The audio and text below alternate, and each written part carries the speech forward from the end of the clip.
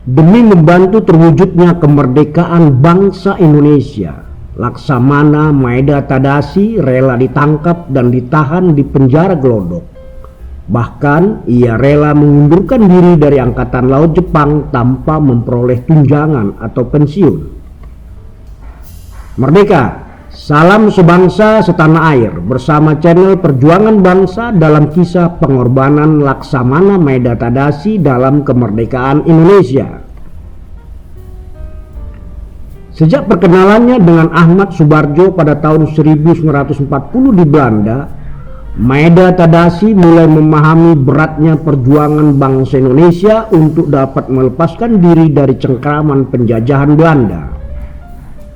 Rasa simpati Maeda terhadap perjuangan Indonesia semakin tebal setelah dirinya ditugaskan ke Batavia dalam misi diplomatik dengan pemerintah Hindia Belanda.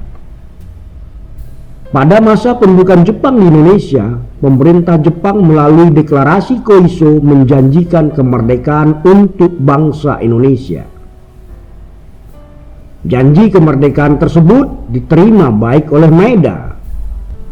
Segera saja Maeda Tadashi mendirikan asrama Indonesia Merdeka di Kebon Sirih nomor 80 Jakarta pada bulan Oktober 1944 sebagai tempat pengkaderan bagi pemuda Indonesia untuk dapat mengisi kemerdekaan.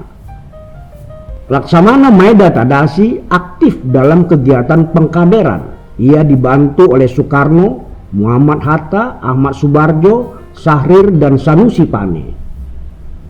Janji Jepang untuk memberikan kemerdekaan bagi Indonesia tak kunjung terwujud. Hal ini mendorong Maeda meminta kepada Jepang untuk segera merealisasikan janjinya pada Indonesia. Menurut berbagai sumber, Laksamana Maeda 2 kali meminta Jepang untuk memberikan kemerdekaan bagi Indonesia. Namun permintaan itu tidak mendapat respon dari pemerintah Jepang. Penolakan itu pula lah yang mendorong Laksamana Maeda memberanikan diri untuk bertindak cepat selama kekosongan kekuasaan untuk mendukung kemerdekaan Indonesia. Pada saat Soekarno dan Hatta diculik oleh kelompok pemuda dan dibawa ke Rengas Dengklok, Laksamana Maeda bergerak cepat membebaskan Soekarno dan Hatta.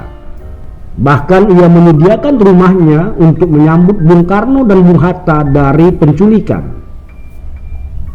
Di rumah Laksamana Maeda ini pula Ahmad Subarjo, Bung Karno, dan Hatta merumuskan naskah proklamasi. Untuk menjamin keamanan selama perumusan naskah proklamasi, Maeda menempatkan pasukan Kaigun di sekitar rumah dinasnya. Mayor Jenderal Nishimura sebelumnya telah mengingatkan Maeda untuk tidak ikut campur dalam proses proklamasi kemerdekaan Indonesia. Namun saran itu ia abaikan. Berkat dukungan Laksamana Maeda lah akhirnya naskah proklamasi dapat terselesaikan dan akhirnya dibacakan keesokan harinya pada tanggal 17 Agustus 1945. Tindakan Maeda dalam membantu dan memfasilitasi perumusan naskah proklamasi di rumah dinasnya tercium oleh sekutu. Dan akhirnya pada bulan September 1945 Laksamana Maeda bersama stafnya Nishijima ditangkap dan ditahan di penjara Glodok. Kemudian mereka dipindahkan ke penjara Salemba.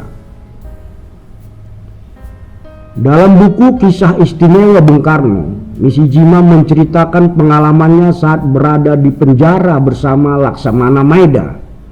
Ketika itu, berulang kali tentara Belanda meminta Maeda mengakui bahwa Republik Indonesia merupakan bikinan Jepang, karena dalam naskah proklamasi tertera tahun Jepang 05, bukan tahun 45. Maeda kemudian membantah tuduhan tersebut.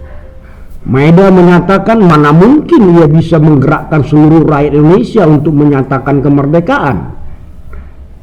Nishijima juga mengakui walau dirinya disiksa sampai buang air kecil berdarah, dia tetap tidak mengakui tuduhan yang ditujukan kepada Maeda. Karena tuduhan pada Laksamana Maeda tidak terbukti, akhirnya Maeda dibebaskan dan dipulangkan ke Jepang. Pasca repatriasi tawanan perang, Maeda kemudian diadili di pengadilan militer pada tahun 1947. Dalam pengadilan militer ini sekali lagi Maeda dinyatakan tidak bersalah.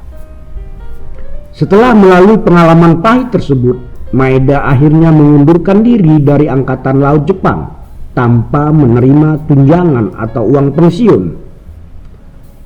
Pemerintah Indonesia mengapresiasi pengorbanan Laksamana Maeda Tadashi dengan menganugerahkan tanda kehormatan Bintang Jasa Narararya pada 17 Agustus 1977.